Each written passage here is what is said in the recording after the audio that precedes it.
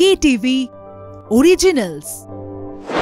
এবারে রঞ্জি মরশুমের ইডেন গার্ডেন্সে প্রথম ম্যাচ ছত্তিশগড়ের বিরুদ্ধে খেলতে নেমেছে বাংলা এবং প্রথম দিনে খেলার শেষে যা স্কোর সেটা হচ্ছে 4 উইকেটে 206।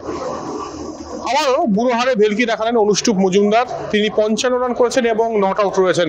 এবং অপরদিকে আজকেও সুদীপ ঘরামিও দুরন্ত ব্যাটিং করেছেন, তিনি 49 রান করেছেন। এবং অভিষেক পোরেল, যিনি নাকি গতবারও দুরন্ত পারফর্ম করেছেন এবং প্রতি মুহূর্তে একটা প্রেশার অপোনেন্ট টিমকে একটা প্রেশার দেওয়ার চেষ্টা করেছেন, সেই অভিষেক পোরেল কিন্তু অপরাজিত রয়েছেন 47 রানে।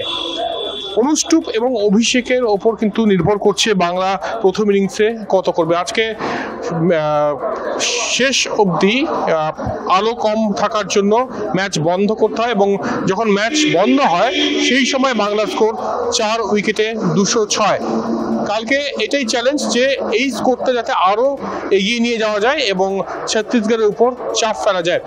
লক্ষ্মীরতন শুক্লা বেরোনোর আগে বলে গেলেন যে ইয়ংস্টাররাই কিন্তু স্টার এবং যেসব ইয়ংস্টাররা বাংলার হয়ে খেলছেন তাদের উপর অবশ্যই কনসেন্ট্রেট করতে হবে এবং তারাই কিন্তু পরবর্তীতে ম্যাচ উইনার হয়ে দাঁড়াবে। দেখা যাক লক্ষ্মীরতন শুক্লা, যিনি একসময়ের বাংলার অধিনায়ক, তার এই কথা আগামীতে কতটা ফলপ্রসূ হয়। ক্যামেরায় বিশ্বনাথ ভক্তর সঙ্গে জয়জ্যোতি, কলকাতা টিভি।